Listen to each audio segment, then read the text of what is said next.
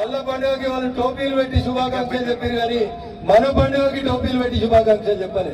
జర గట్టిగా చెప్పురి.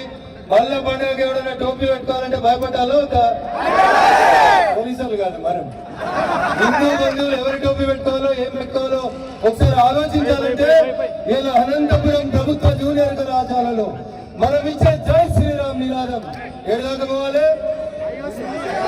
స్వామీజీ ఏడాక పోవాలని చెప్పారు. అనంతపురం నుంచి అందుకని జర గట్టిగా చెప్పండి జై శ్రీరామ్.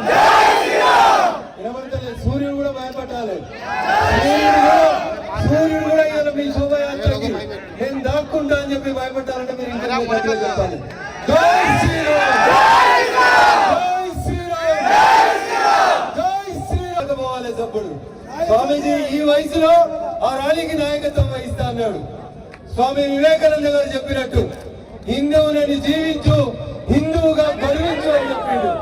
అదే స్వామి వివేకానంద ఇంకొక మాట చెప్పిండు, 10 మందిని, ఎంతమందిని?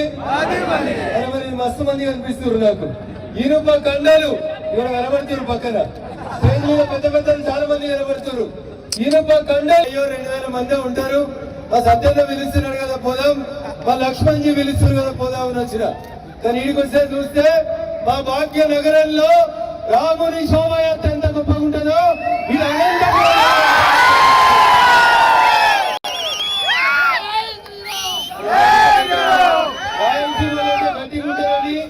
రాయలసీమ అంటే పౌరుషం అని చెప్పారు. నాడు రాముడు మనిషిగా పుట్టి మానవునిగా జన్మించి మాధవునిగా మారిండు. మానవ జన్మ నుంచి మానవ జన్మగా రాముడు మారిండంటే ఇందాక పెద్దలు సత్య గారు చెప్పినట్టు ఆయనకున్నటువంటి సకల గుణాలు 16 గుణాలు మాట ఇస్తే తప్పనటువంటి లక్షణం. హిందూ ధర్మం ప్రతిసారి కూడా ఇచ్చిన మాట కట్టుబడి ఉండేటువంటి ధర్మం. పరమత సహనం కలిగినటువంటి వాళ్ళం, తను చాతగాని వాళ్ళం కాదు. సందర్భం వస్తే అయోధ్యలో రామ మందిరం కట్టాల్సిన సందర్భం వచ్చింది. చలో అయోధ్య అంటే పోయినామా? అనంతపురం రాలేదా? స్వామీజీ రాలేదా? ఒక్కడే బయలుదేరి ఉంటారు మొదట బయలుదేరినప్పుడు. కానీ కరసేవ అయోధ్యకు పోయిన తర్వాత ఏం జరిగిందో మీకు అందరికి తెలుసు అనుకుంటా. తెలుసా? మేము ఉన్నంత కాలం రామ మందిరం కట్టనీయమన్నారు. ఉన్నారా వాళ్ళు? ఉన్నారా? ఉన్నారు. గుడి కట్టినవా లేదా? కట్టినవా లేదా? అందుకని మన సంకల్ప బలం ముందు ఇంకేం కూడా పనిచేయదు.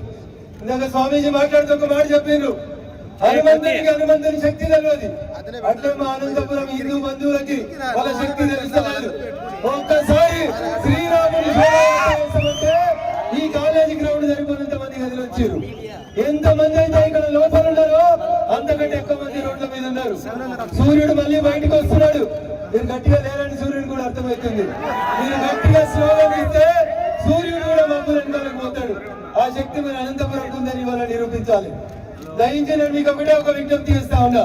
రాముడు సూర్యవంశీయుడు కాబట్టి ఆ రాముని పేరున జరుగుతున్నటువంటి ఈ అనంతపురం శోభయాత్ర ఎంత గొప్పగా ఉంటుందో చూద్దామని మన సెల్ ఫోన్లతో పాటు ఆయన కూడా ఫోటోలు తీసుకుంటూ వచ్చాడు. స్లోగన్స్ ఇస్తే ఈ నుంచి అనంతపురం నుంచి ఆ అనంత విశ్వం దాకా నిలబడాల్సినటువంటి ఒకే ఒక మాట కొంతమంది టోపీలు పెట్టారు మన హిందూ బంధువులు కూడా. కానీ ఇలా వచ్చి వాళ్ళు శ్రీరామనవమి ఫ్లెక్సీలు పెట్టలేదు. వాళ్ళు పెట్టాలంటే ఏం చేయాలి? మనం సంఘటితంగా ఉండాలి. ఎట్లుండాలి? సంఘటితంగా ఉండాలి.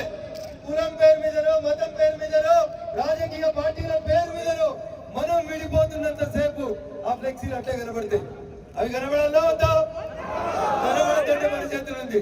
పోలీసు వాళ్ళని నూకేసుకపోయి ఫ్లెక్సీలు చింపేయమంటలేదు. ఏం చెప్పాలి? అనంతపురం అంతా ఒకటే నినాదం వినబడాలి. నినాదం వింటే వచ్చేసారు ఆ ఫ్లెక్సీలు.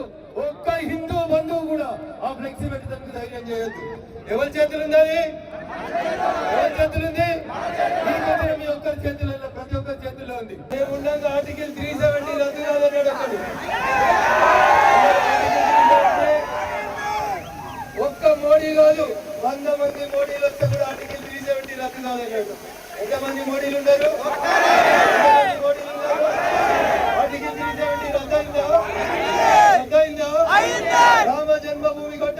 అందరు కఠినమా ఎంతమంది మోడీ ఒక్క మోడీ సంకల్పిస్తే ఈ దేశం రూపురేఖలు మారుతున్నాయా? మరి మీరు ఒక్కొక్కరు ఈ రోజు శ్రీరామనవమి సందర్భంగా కంకణ బద్దులై మా అనంతపురం, మా ఆంధ్రప్రదేశ్ ఏం కావాలి? రామరాజ్యం రావాలి. అవునా? భద్రాద్రి తెలంగాణకి ఇచ్చిన వారి బాధపడకుంది, భద్రాద్రి తెలంగాణకు ఉందని బాధపడకుంది. భద్రాద్రి కూడా మాటల్లోనే ఉంది. రాముడు అందరి వాడు, ఒంటి బిడ్డ ఉంది, చాలా ఉన్నాయి. అందుకని ఇక్కడ ఉన్నాడు, అక్కడ లేడని లేదు. రాముడు అనంతపురంలో లేడా?